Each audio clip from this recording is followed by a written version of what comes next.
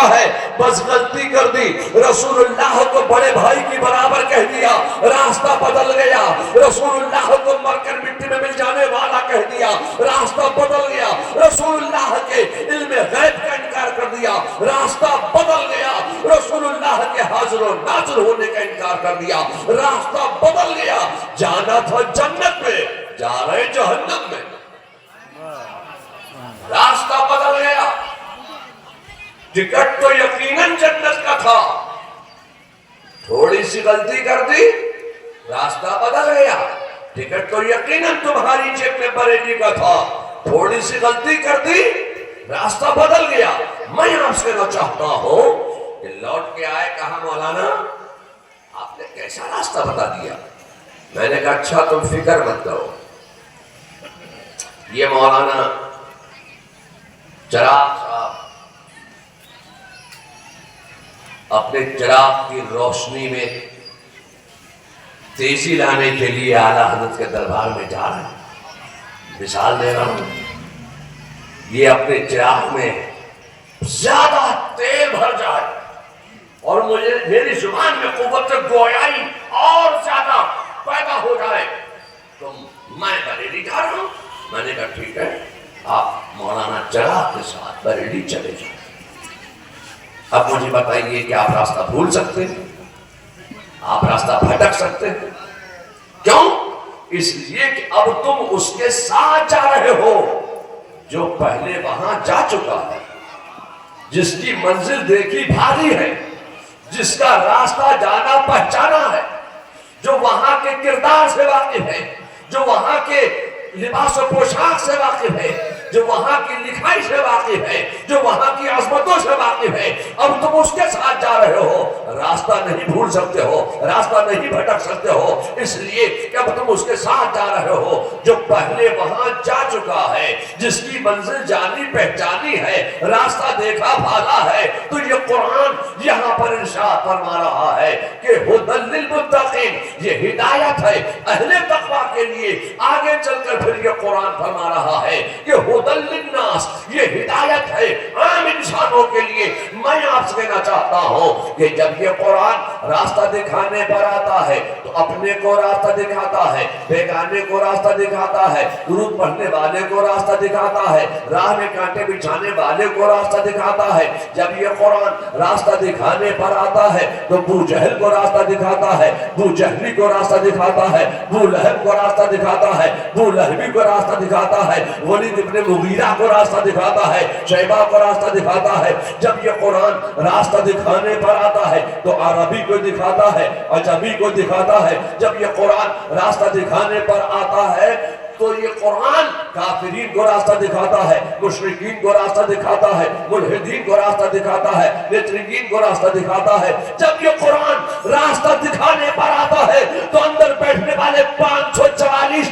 بے ایمانوں کو راستہ دکھا کر الگ ہو جاتا ہے۔ جب یہ قرآن راستہ دکھانے پر آتا ہے تو اپنے کو دکھاتا ہے، بیگانوں کو دکھاتا ہے، مشرکین کو دکھاتا ہے، منافقین کو دکھاتا ہے، ملحدین کو دکھاتا ہے۔ جب یہ قرآن راستہ دکھانے پر آتا ہے تو ساری کائنات کو راستہ دکھا کر الگ ہو جاتا ہے، مگر جب منزل پر پہنچانے پر آتا ہے تو کسی ایسے ویسے کو منزل پر نہیں پہنچاتا ہے۔ جب منزل پر پہنچانے پر آتا ہے تو اہل تقویٰ کو پہنچاتا ہے، جب منزل پر پہنچانے پر آتا ہے تو مومنین کو پہنچاتا ہے، جب منزل پر پہنچانے پر آتا ہے تو صدیق اکبر کو پہنچاتا ہے، فاروق اعظم کو پہنچاتا ہے، عثمان غنی کو پہنچاتا ہے، مولا علی کو پہنچاتا ہے، غوث جیلانی کو پہنچاتا ہے، خواجہ اجمیری کو پہنچاتا ہے، مخدوم ماہیبی کو پہنچاتا ہے، مخدوم کچھوچوی کو پہنچاتا ہے، حضرت سیدنا علی حضرت کو پہنچاتا ہے۔ جب یہ قرآن منزل پر پہنچانے پر آتا ہے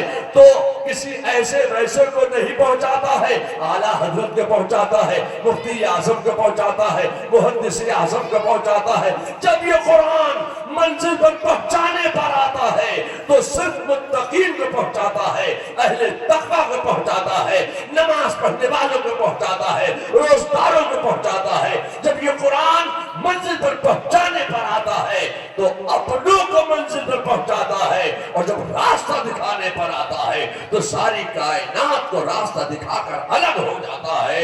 معلوم یہ ہوا کہ یہ قرآن راستہ بھی دکھاتا ہے اور منزل پر بھی پہنچا دیتا ہے۔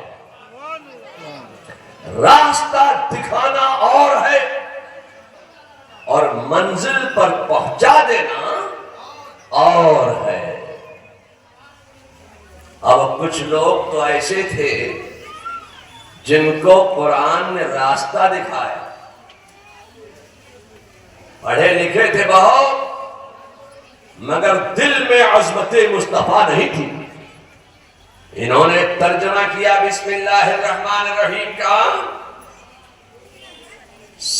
بسم اللہ کا ترجمہ کر رہے ہیں شروع اللہ کے نام سے۔ کسی نے ترجمہ کیا شروع کرتا ہوں میں اللہ کے نام سے، کسی نے ترجمہ کیا شروع کرتا ہوں اللہ میاں کے نام سے۔ کیا یہ قرآن عورتیں نہیں پڑھتی ہیں؟ مردوں کے لیے ترجمہ کیا آپ نے۔ عورت جب پڑھے گی قرآن تو وہ کیا کہے گی؟ وہ کہے گی شروع کرتی ہوں میں۔ تو آپ نے تو صرف مردوں کے لیے ترجمہ کیا، عورتوں کو تو چھوڑ دیا۔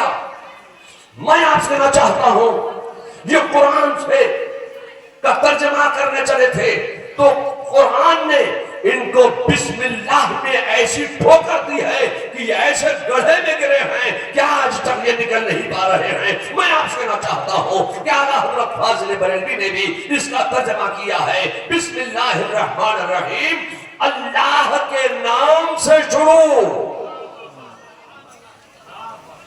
مرد کہے گا تب بھی وہ یہی کہے گا کہ اللہ کے نام سے شروع، عورت پڑھے گی تو وہ بھی یہی کہے گی اللہ کے نام سے شروع۔ اور انہوں نے ترجمہ کیا ہے کہ شروع کرتا ہوں میں اللہ کے نام سے۔